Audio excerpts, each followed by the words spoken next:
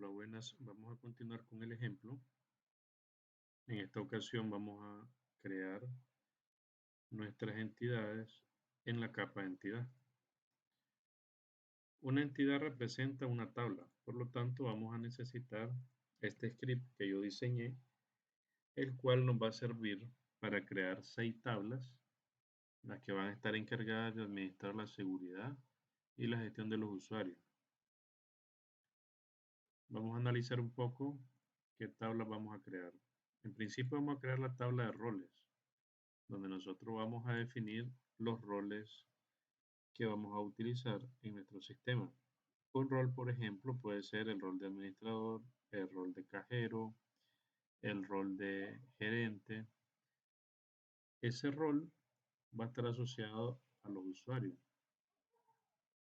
Mejor dicho, cuando nosotros creemos un usuario, debemos de decir a qué rol va a pertenecer, qué papel va a jugar en nuestro sistema.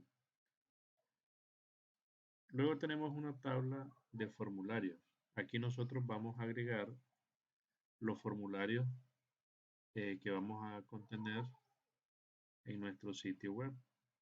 El fin de esto es que nosotros podamos, en una tabla más adelantito, que ya lo vamos a ver, vamos a poder determinar si un usuario que pertenece a un rol específico tiene acceso a X formulario. Entonces, sin embargo, esta tabla solo nos va a servir para guardar nuestro formulario en este momento. Luego tenemos la tabla de permisos. Esta tabla va a guardar aquellos permisos que nosotros deseemos definir para nuestro sitio web. Por ejemplo, vamos a definir el permiso de escritura, de lectura, el permiso de anular, por ejemplo.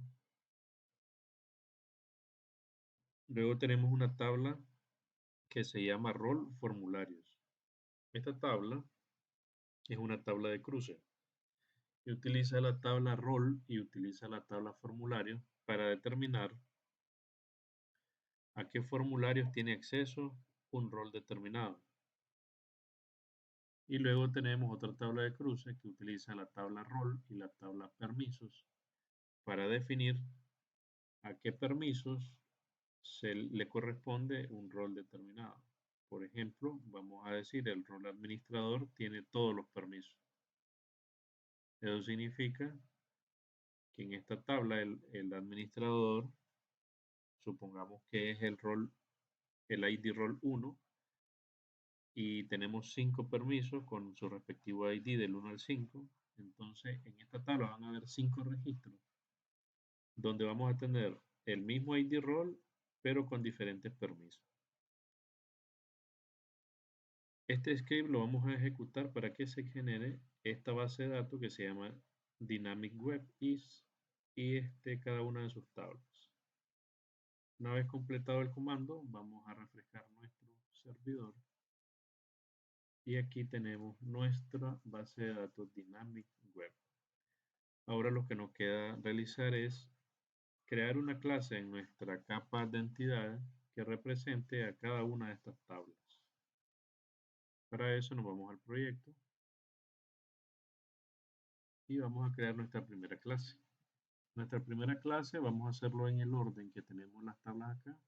Va a ser la tabla roles. Entonces presionamos Control Shift A y vamos a pegar el nombre que copiamos. Lo agregamos y vamos a cambiar aquí a Public. Aquí debemos de tomar en cuenta algo. Entity Framework necesita ir a buscar a la base de datos el nombre de esta entidad. Por lo tanto, la entidad debe llamarse igual que la tabla. Si nosotros le cambiamos el nombre de la entidad, nos va a generar un error porque va a decir que esa tabla no existe. Aquí, chicos, vamos a crear nuestras tablas utilizando algunas etiquetas que son propias de Entity Framework.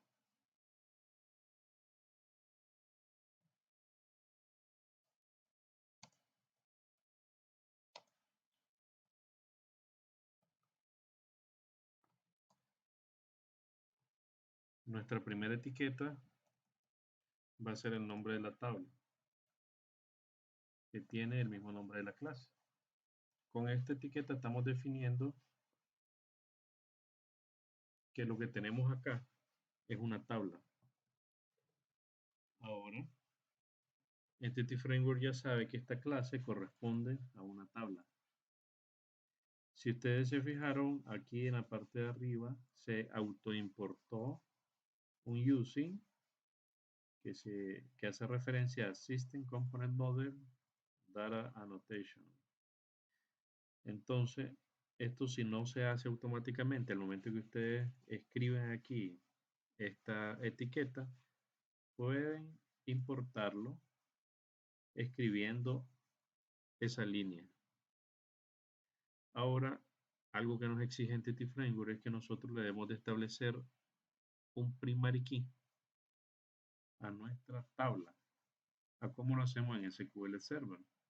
Aquí, por ejemplo, nosotros definimos que el ID role es nuestro primary key y además es importante señalar que para poder utilizar Entity Framework nosotros debemos de definir que el identity es autoincrementable. Ahora nos vamos acá y vamos a poner otra etiqueta, la cual se llama key. Esa etiqueta nos define que el siguiente campo, el siguiente atributo corresponde a nuestro primary key.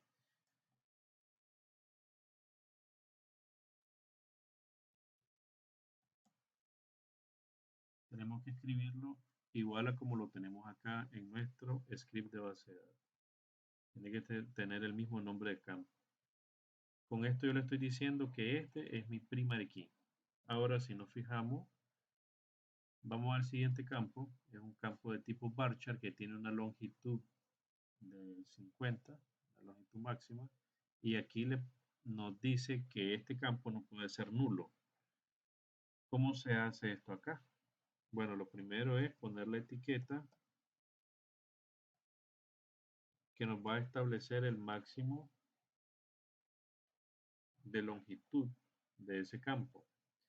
Aquí nosotros decimos que es 50, aquí vamos a cambiar esto, que se autogeneró, vamos a poner 50, y luego vamos a decir que este campo es requerido.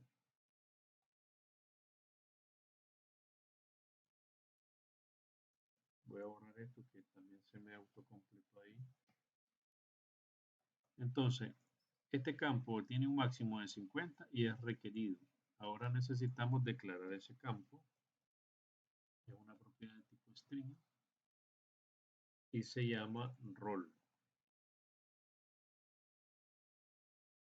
Listo. Ahora vamos a ver la siguiente propiedad. Aquí son las pistas de auditoría. El activo es de tipo bit y yo le establecí que pues, si nosotros llegamos a mandar en nulo este campo, nos va a poner por defecto 1. Ahora vamos a hacer lo siguiente acá. Aquí necesitamos declarar una propiedad de tipo bool que se llama activo. Ahora vamos a decir que este campo no va a poder irse nulo.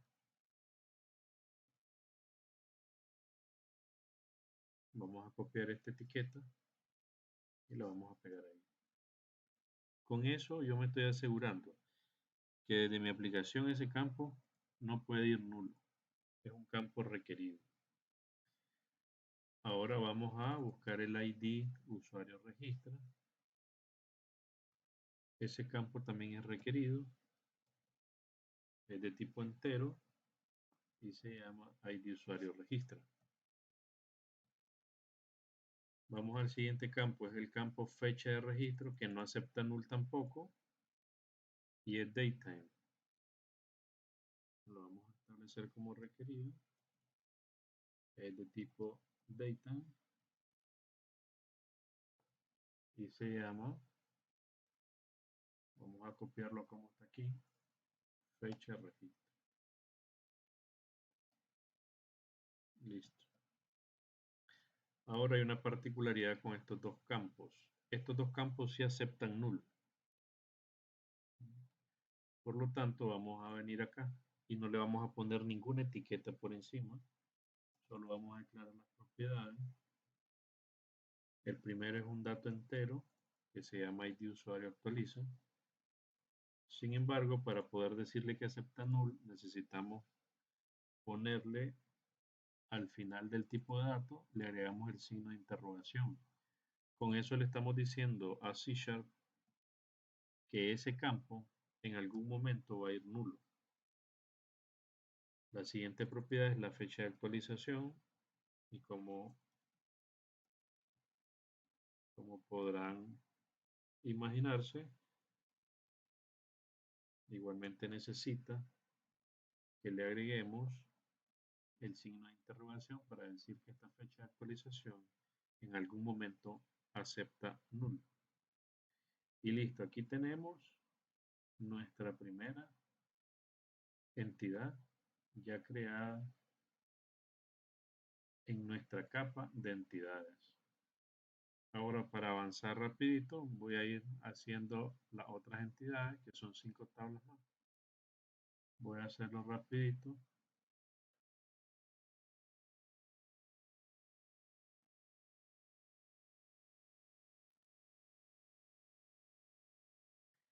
Pero antes de empezar con la otra entidad, vamos a ver acá. Nosotros podemos quitar estos using. Ahí en el icono de la bujita nos está apareciendo una sugerencia que nos dice eliminar instrucciones using innecesarias. Nosotros vamos a eliminarlo. Si no les aparece eso, simplemente fíjense cuál de los using está resaltado totalmente en blanco. Ese es el que tenemos utilizado. Estos que están un poquito tenues los podemos eliminar. Eso es lo único que necesitamos para esta declaración. Por lo tanto, vamos a optimizar de esa manera nuestro código.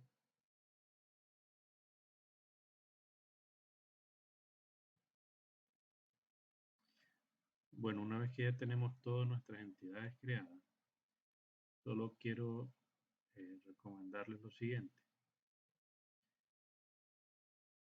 Por medidas de seguridad, en nuestra tabla de usuario, el password lo vamos a crear con el tipo de datos var binary max, ¿verdad? Para no ponerle límite. Y en nuestra entidad, ese campo lo vamos a convertir en un tipo de arreglo de bytes. Y no le vamos a poner el max length, solo le vamos a poner que es requerido. Ahora, en este caso tenemos este tipo de datos.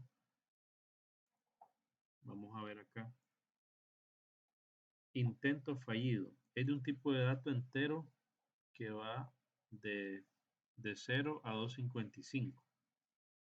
Es un small int. Entonces, este tipo de datos lo vamos a representar nosotros en nuestra capa con un tipo de datos bytes. ¿Ya? Esa es la recomendación. Eso se realiza por medidas de seguridad en el caso del password, ¿verdad? Para que no puedan leerse las contraseñas, porque nosotros vamos a cifrar esas contraseñas con un algoritmo AES 256, de tal manera que no vamos a poder desencriptarlas nuevamente, al menos que tengamos la contraparte de nuestro software que vamos a utilizar para encriptar. Eso sería todo por este video y nos vemos en el próximo.